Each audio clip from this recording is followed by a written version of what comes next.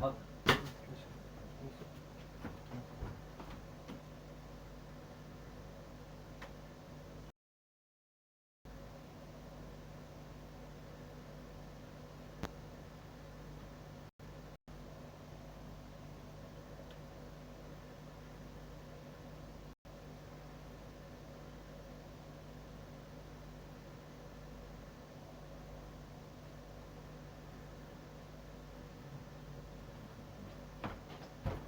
Сколько времени уже пришло? Сколько времени я сейчас занимался? Вообще ужас какой-то. Уджоз прямо уджоз. Уджоз прямо. Так, что там у нас?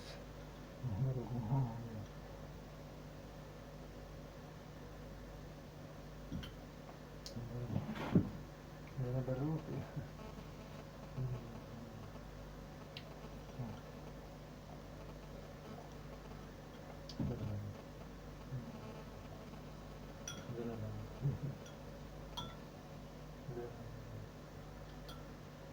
Да, наоборот, потому что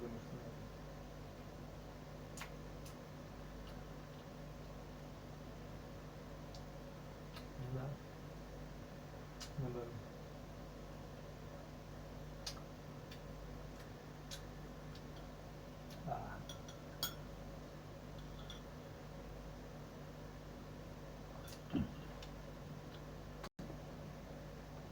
Так что еще здесь есть? Ну, нормально.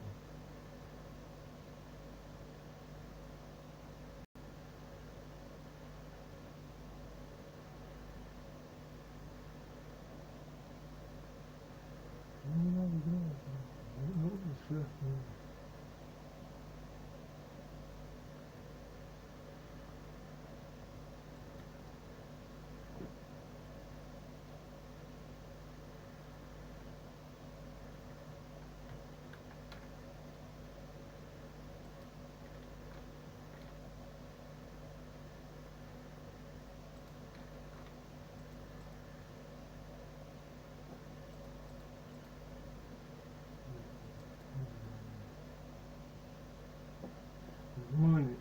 Нормально играй!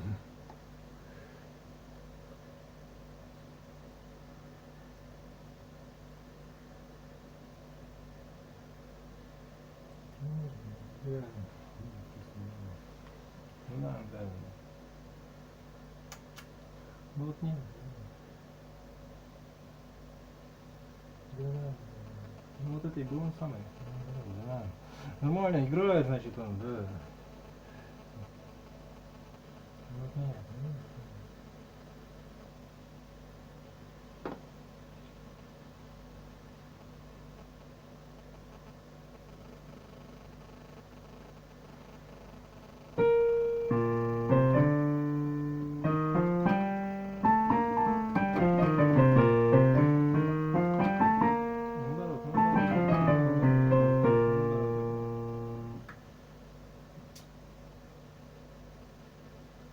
Да.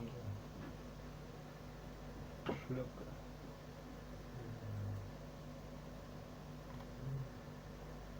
Да, мы за себя так и говорим. Да, наоборот, я говорю. Я хороший, плохой говорю.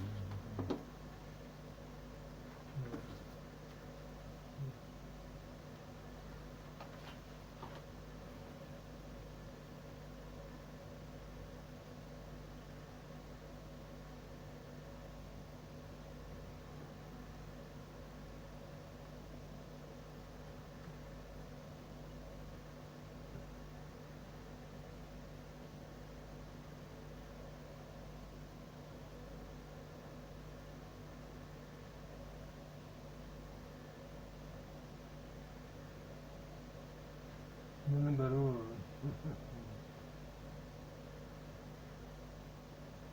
Наоборот, значит, он тебе так.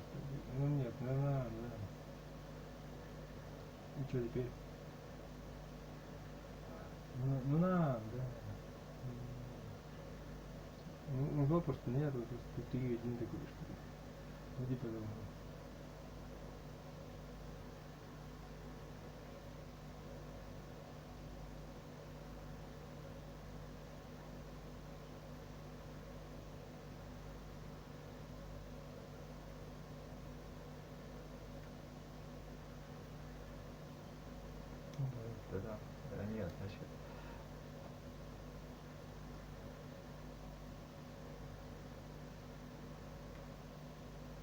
Да, наоборот, да, да, да, наоборот. Да, наоборот.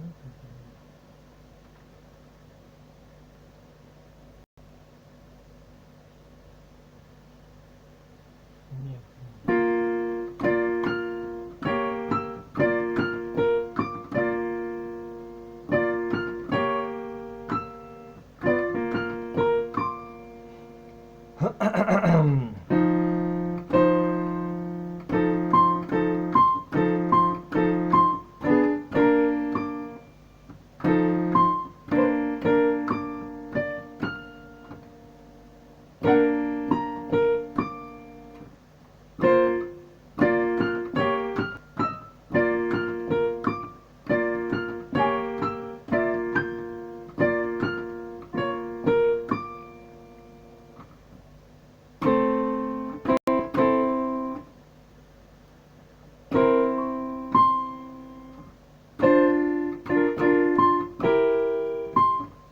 Нет, ну нет, понял. Да, да.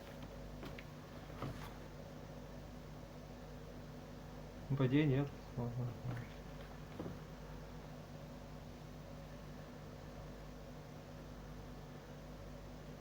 Да, да, вот это.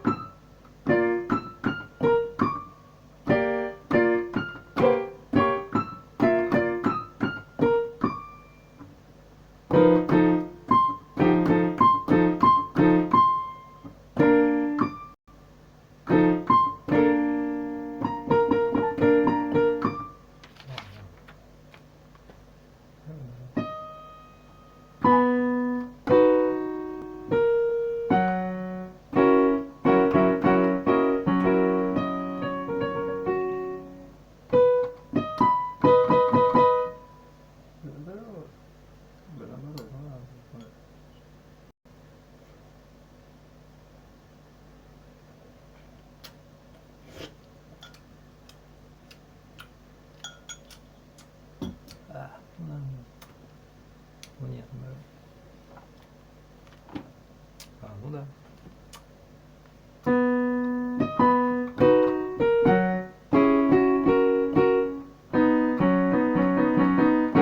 Ладно, разный типаж.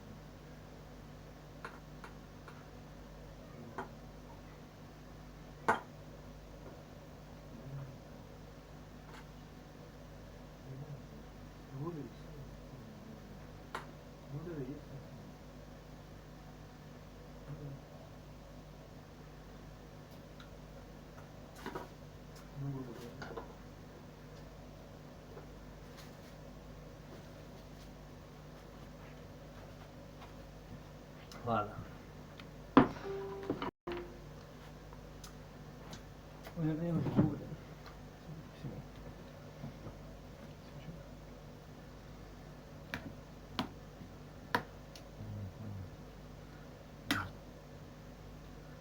Проблема. Проблема.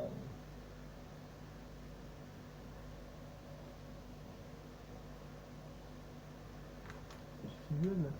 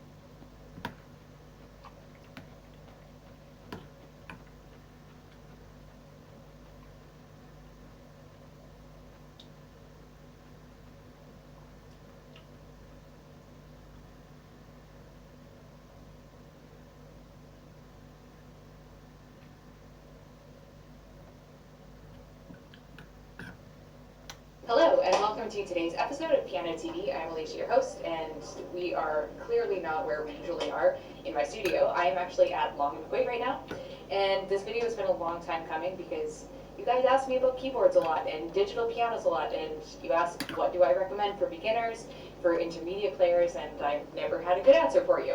So what we're going to do today is we're going to tour Long and McQuaid and look at some of the different keyboards. We're going to test them out, and yeah, and it's going to be a lot of fun. So what I decided to do was poll you guys. I sent out an email to the newsletter asking what your favorite keyboards were, what your favorite pianos were, if what you had at home was something you'd recommend, and then just asking questions about the keyboards that you had. So I took that information and crunched it into some favorites that you guys all seem to agree on that are awesome, and those are the ones that I will be showing you today.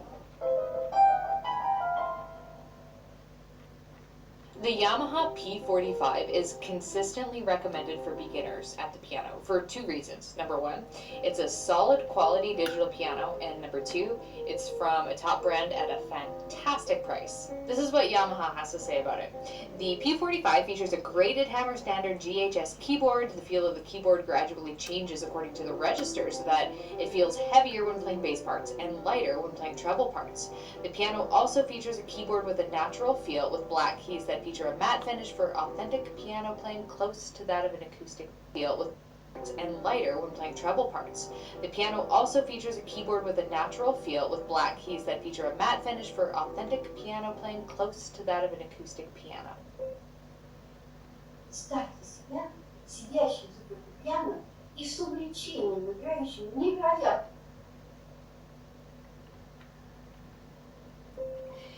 This digital piano is probably the top one I'd recommend, just right out of the gates, because it's a good balance of quality and cost. Mind you, at the price of about $500 USD, you're really not getting any bells and whistles. The special features are super, super bare bones and minimal, but for what it lacks in frills, it definitely makes up for in quality. The weighting of the keys is surprisingly realistic on this piano. It's lightweight, it's portable, and it should be able to take a beginner all the way through many years of learning well through the intermediate stages. Advanced students might want something more sophisticated, but I would personally be happy with this as like a simple travel keyboard. You also have the option, and most of the ones on this list have this option, to purchase it furniture style with a nicer stand, or if you're a piano player on the go, you can use the regular travel X-shaped stand. The Yamaha P45 was the clear favorite according to you guys. So many of you have this keyboard and love it. And after trying out a bunch of digital pianos, I would actually have to agree that this is my favorite one for the price. And I even preferred it to some that were a little bit more expensive. If you're into the brand Yamaha, which many of you are, it was actually the most highly voted brand according to you when I put out the survey. But you're looking for a more luxurious option, you might want to check out the CLP series, the Clavinova series. I think it's very much worth checking out. They're beautiful digital pianos that, according to you, best imitate the sound and feel of a real acoustic piano. It's perfect for those of you who are serious players but might not be in a situation where you're able to play an acoustic piano, like maybe you live in an apartment or something, or you just don't want to have to deal with the hassle of upkeep. This specific series wasn't available on the floor when I was at Long McQuaid, but you can talk to them about ordering in keyboards. So that's just why I'm not demoing it today, but they can get it for you. It is also an older series, but the reason I wanted to include it was because many of you own and love digital pianos from the CLP series. It's a more expensive piano at around 2,000 USD, which is basically what a mid-range Yamaha digital piano will run you. According to Yamaha, it has a powerful sound and a superb wooden keyboard, and it offers unprecedented levels of versatility to pianists of all abilities. What you guys have commented on with this one is the good quality speakers, the realistic touch and action, specifically its virtual resonance modeling, which is a way they basically make their digital piano sound so lifelike. These are beautiful digital pianos. They make lovely pieces of furniture, basically like you'd expect if you're paying this amount of money. It's got a lot of extras too, lots of settings and sounds, and it's easy to customize. You can basically customize everything from the style of piano to the reverb level to the brightness and beyond. It also has Bluetooth connectivity to hook up to your tablets and so on. So honestly, the biggest con for this series would be the size and the price. These are digital pianos that are meant to stay put somewhere, like an acoustic. It's not travel friendly, you're not going to take it with you to gigs. I love the QIWI CN37. I tested it out on the floor and it was my favorite out of all of the ones they had out. Now, this isn't something that exists on Amazon, so make sure to head to Long McQuaid in your area if you want to check it out and play it. This is one of the higher price point ones, and that's definitely reflected in the quality. I loved the various piano sound presets, and I felt that the keys were just really sensitive and expressive. There was a lot of nuance in them. I pretty much like anything in the CN series is really nice. I tried a couple CN ones, but the CN37 was my favorite. Now, you guys have commented on this one as well. You said you like the quality and the look of it, all of the fun features, like it has built-in etudes and stuff like that, and you also think the pedal quality is high. Now, a con that a few of you mentioned is that the quality through good headphones is so much higher than through built-in speakers, and that's true of a lot of digital pianos. I personally found the CN37 to have quite good speakers, but it is a newer model, and some of you were speaking to older models in the CN series, so if you're getting a used keyboard, that might be something to think about. We have another one from QIWI on this list. It's a solid brand if you're in the market for digital pianos. Just like Roland and Yamaha, I would consider those to be the standards. The ES100 seems to be a favorite among you, and I didn't get to try this one out in store, but I will walk you through the keyboard online, and I'll talk about what you have mentioned just really briefly. It seems to me that this one's comparable to the Yamaha P45. It's just a little bit more expensive. If you get it with the stand, it's around 700 USD. But the quality and simplicity is pretty similar, and so this would also make a great starter piano if you're looking for an alternative to the Yamaha P45. One of you mentioned that over time the tape under the keys can shift and become uneven with use. So that is something to think about in terms of quality, but on the other hand, QIWI does have really good customer service and is able to fix the issue. Roland has a series of digital pianos in varying degrees of fanciness and quality. So the ones that I checked out, the ones that you guys led me to and pointed the way to, is the Roland FP30, 60, and 90. It seemed like when I surveyed you, you had a pretty decent mix of all three. Most of you had the 30, and only a couple of you had the 90, but we are going to talk about all three in the series just briefly here. Now, they go in order of fanciness. So the FP30 is the entry-level one. It's about 700 USD, and I would consider it to be in about the same ballpark as the P45 and the QIWI ES100. And then the FP60 is mid-range, it's about 1400 USD. And the FP90 is premium at about 1800 USD. Let's start by talking about the FP30. You guys really like the cost, the keys and feel, and then the sound quality for the price. like other entry-level digital pianos, this one definitely lacks the bells and whistles of more expensive options. There really aren't a lot of sound options beyond the basic, like, default grand piano sound, but the default is high quality, it feels natural to play, it sounds pretty good.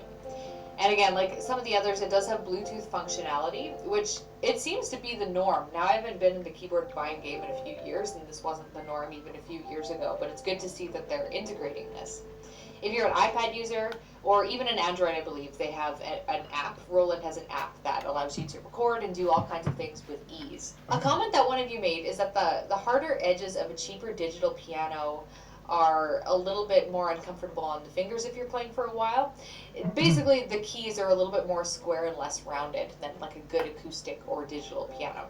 So if you're pressing loudly, you're playing for a while, it can just dig into, I played on keyboards like this, they just dig into your fingers a little bit, whereas the rounded edges you can kind of just go hard on them. A few of you also mentioned that it's worth it to invest in a better pedal than the default that comes with this, just because it's not a very good pedal, but pedals are cheap, so that's not a big deal. The Roland FP60 is very good sounding without headphones. Like, headphones sound great too, but the speakers I find to be really nice for the price range.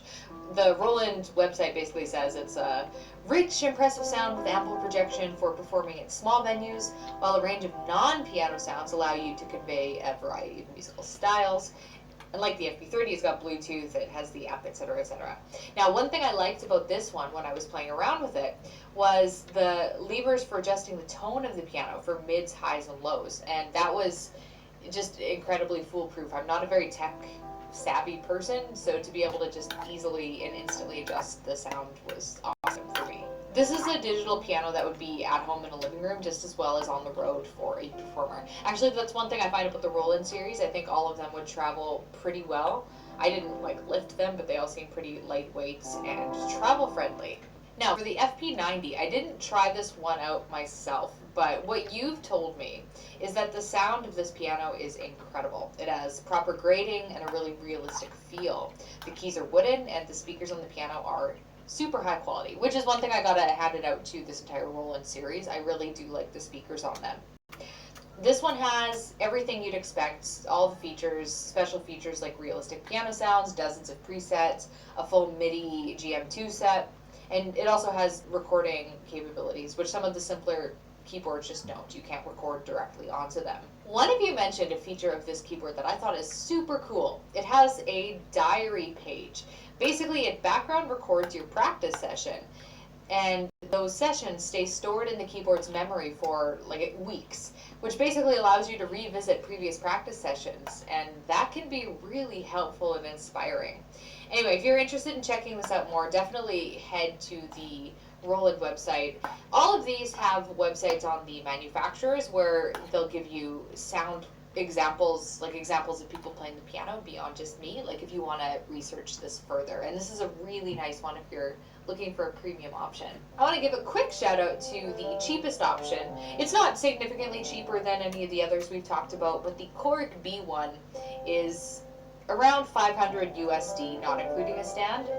And it is a good option if you're on a budget. The keys are quite plastic feeling, and I mean, you're not going to get a super realistic acoustic sound from this simple keyboard, but it is decently weighted, it doesn't feel bad, and it has everything you need to begin learning piano. Now, I don't like this one as much as the QIWI ES100 from what I've read, or the Yamaha P45, which I really enjoy. However, this is one that a lot of you have, and a lot of you have been happy with, so it was worth a mention. Now let's talk about the luxurious performing keyboard. Luxurious because of the price and the features. This is just such a cool keyboard.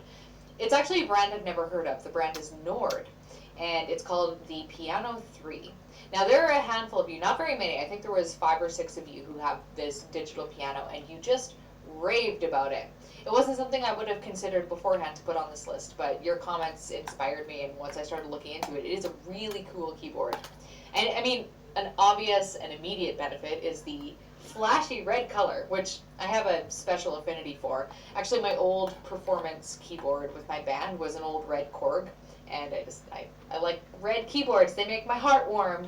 And all the presets really lend themselves to live performance. Now, if you're a performing, touring, traveling keyboardist looking for something really, really awesome, next level, that doesn't sacrifice on piano quality, but has a lot of fun extras for performing, definitely check this one out. I do like the digital piano options on this one. It has a lot of presets, so you can get like a Steinway sound and all other kinds of piano sounds, upright, baby grand, etc. And even aside from all the piano presets, there's lots of other customizations you can make to get a really specific sound, including the room, reverb, ambience, resonance, and etc. The accessories that it comes with, like the travel case and the pedal, are all top quality, and you really like those. Now, I don't want to end this video on a negative note, because this is a keyboard that, well, I own it, so I've had it for quite a while, and I mean, it's been fine. It's not horrible. I don't cringe every time I play it or anything, but I don't love it, and I am considering exchanging it in the future for something that I prefer a little bit more. And you guys seem to feel the same way too. So a lot of you have the Yamaha P15, and about half of you were kind of on the fence about it, and about half of you were pretty happy with it. So this one's a little hit or miss, and I wouldn't ordinarily bring up, because there were other keyboards on this list too that you guys were a little meh about. But there's two reasons I wanted to talk about this one. One is that I have it, so I can speak to it in more detail. But the other reason is that it's often recommended as a beginner keyboard. It's often recommended right along with the Yamaha P45, but I think the P45 is a lot better personally. I find in a live setting, the P15 loses a lot of oomph.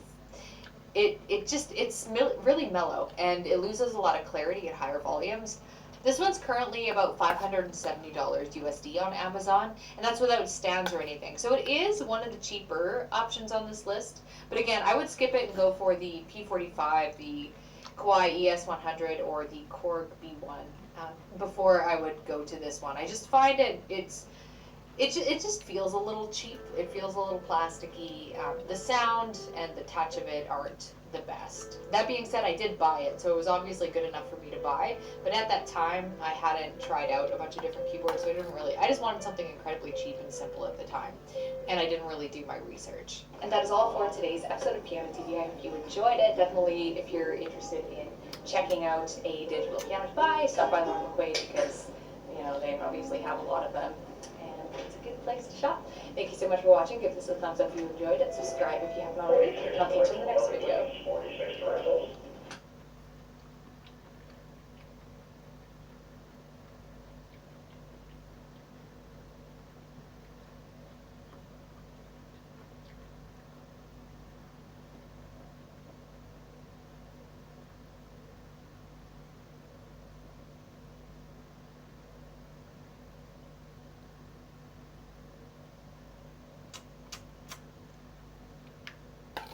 Если вы мечтали научиться создавать мультфильмы, то канал Bomba Art для вас. Здесь вы узнаете о возможных способах оживления персонажей, о том, как сделать анимацию плавной и красивой, а также автор поделится с вами всеми возможными секретами, как облегчить процесс создания мультфильма на примере своих же проектов. Если вы хотите четких и подробных уроков, то заходите на этот канал. Ссылка на него ждет вас в описании.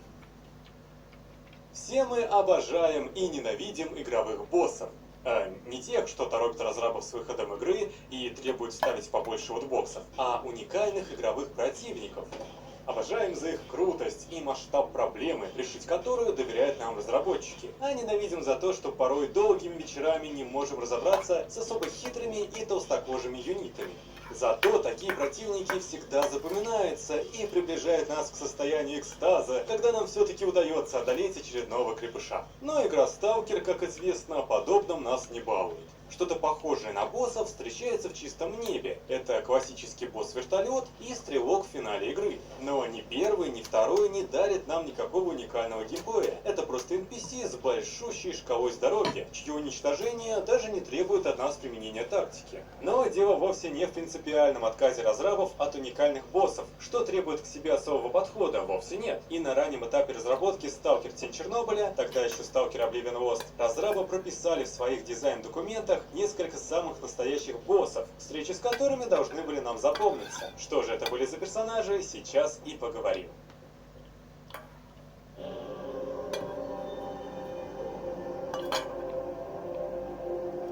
Первый босс, который заставил бы нас попотеть, встречался в лаборатории X18. Это хозяин-бюрер. Вот описание лабы из документа «Задание 5» от 2002 года. Пункт 1. Подземелье бурых карликов. Обитают в подземельях, поклоняются бюреру. Карлики изобрели несколько видов аномального оружия. Гравитационный дробовик, стреляющий металлическим мусором. Достать у карликов гравитационный дробовик и притащить ученым. Пункт 2. Пробраться в глубинные туннели и уничтожить хозяина бюрера. Глубоко под землей находится злой карлик, хозяин-бюрер. Он единственный повелитель всех карликов. Обитает в бункере, никогда не поднимаясь на верхние уровни. Хозяин-бюрер обладает самым мощным телекинетическим даром в зоне. Может поднимать в воздух очень крупные объекты. Карлики никогда не спускаются к бюреру, всегда получая телепатические приказы. Они дрожат от страха при одной мысли о подобном богохульстве. Дальше идет литературное описание начала битвы. Сталкер продвигается по темным коридорам, продирается сквозь джунгли навалов разнообразного индустриального мусора. Палки, ржавые конструкции, бетонные блоки и т.д. Карлик стоит в 5 метрах дальше по проходу и, кажется, тоже ждет. Тут сталкер чуть не открывает огонь. В проход медленно и беззвучно влетает кирпич. Он немного вращается. Кирпич зависает в 2 метрах напротив сталкера. Тишина ничем не нарушается. Кирпич, качнувшись немного, разворачивается в воздухе. Он немного поднимается и с размахом несется к сталкеру. Получивший ощутимый удар кирпичом, сталкер не выдерживает и бросается в проход атаковать карлика, но его встречает лавина летящих кирпичей. Конец отрывка. Таким образом, изначально бюреры планировались как очень редкие мутанты, один из которых сидел в X18 и управлял карликами. Карлики же сперва должны были выглядеть как мини-бюреры. В диздоках упоминаются их мощные руки и дубины. Но после такой образ стал меняться. На данном скетче карлики выглядят скорее как инопланетяне. А вот и вовсе третий вариант, в соответствии с которым